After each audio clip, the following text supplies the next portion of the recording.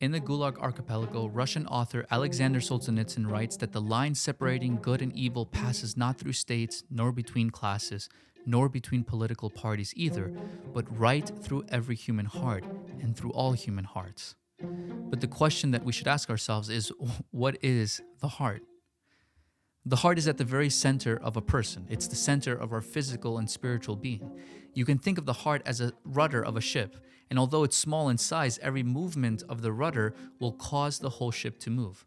So the heart too is like a small rudder, and with every movement, it causes the trajectory of our life to shift in one direction or another. The heart really is the rudder of our life, and even a 1% shift in our trajectory will be enough for over the span of 10 years to get us off course. And these movements of the heart are at the core of our struggle between good and evil, between light and dark, and between virtue and passion. You see, we Christians are a people who have come to understand our proclivity towards evil. We see innately the struggle within us and we feel it deeply. It resides in our very history precisely because our forefather Adam, who lived in paradise, still subjected himself to evil. We see within ourselves the same bitter jealousy and envy that Cain felt, the same lustful enticements of those in Sodom and Gomorrah felt when they desired to seduce an angel.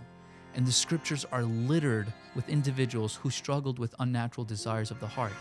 There are stories of those who have overcome them, and then more importantly, there are stories of those who have been overcome by them.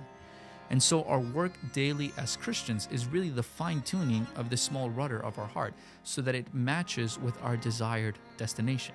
This is what we mean by the word repentance. Repentance is just a recalibration, constant recalibration of our trajectory so that it's more aligned with the kingdom. It's the reason we Christians, it's the reason we do what we do. It's the reason we undergo ascetical disciplines. It's the reasons we go to church, endure fasts, keep vigils, give alms, participate in the mysteries of the church. This is the process of the purification of the heart. This is the primary focus of the church, to purify your heart and my heart through her mysteries. To better understand this, we can think of the heart as the place of three centers: the natural center, the supernatural center, and the unnatural center. The heart is the natural center. The natural center is connected to the physical organ of the heart. It's the one we know very well what it is, right? It's the center of our emotions. Like when you're scared, your heart recoils within itself. Or when you're angry, it beats like a drum. Or when you see a loved one, it lunges towards them. The rhythm of the heart changes with each emotion. And so the heart is also the center of our natural functions, like the pumping of blood to keep us alive. And what's really cool is that within the first 40 days of conception, the heart is already developing.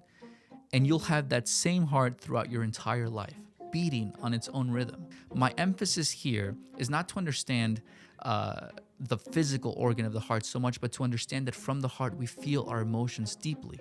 It's not just some throwaway organ that keeps us alive. This is why emotional heartache, like being lovesick, or heartbroken, or grieving for loss of a person, have profound and lasting physiological responses. The heart is also the supernatural center.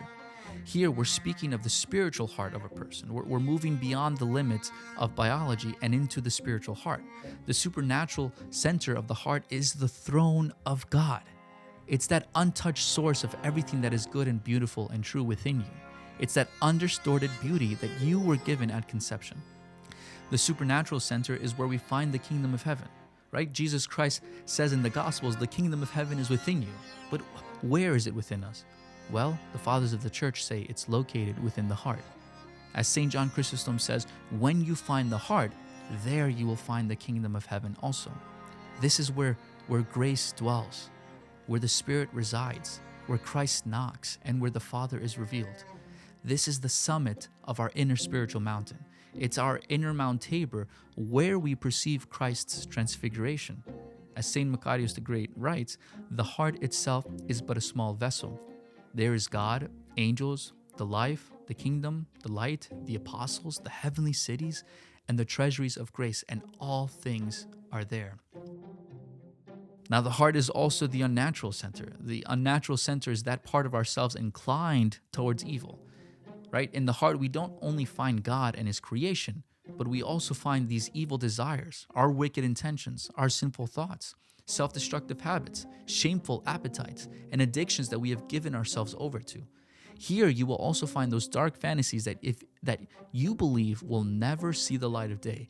But I promise you, indulge in those fantasies long enough and you will manifest them in reality.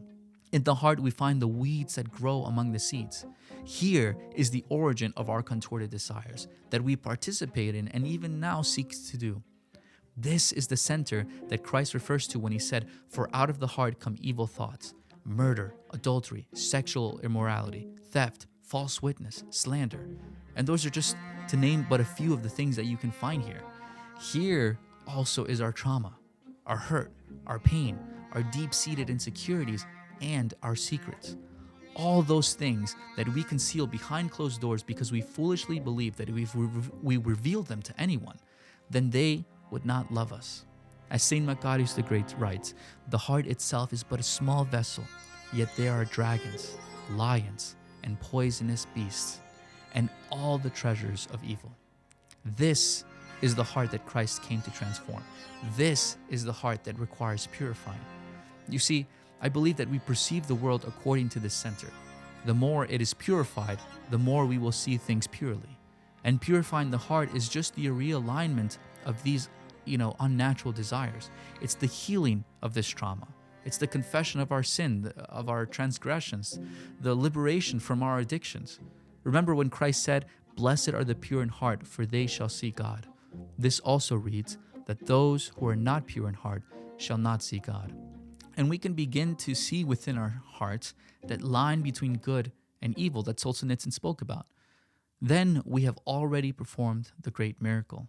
I've come to realize that it really doesn't matter what I do in life, how much money I make, or where I live.